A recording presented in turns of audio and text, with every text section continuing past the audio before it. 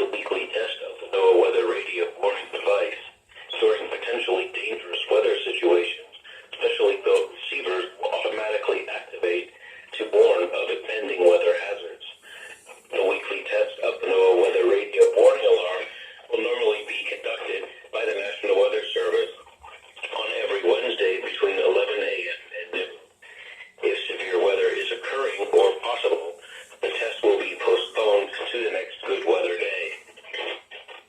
The warning alarm is activated for weather warnings and selected watches, hazards, and special non-weather events that affect the following counties: San Luis Obispo, Santa Barbara, Ventura, and Los Angeles counties and adjacent coastal waters.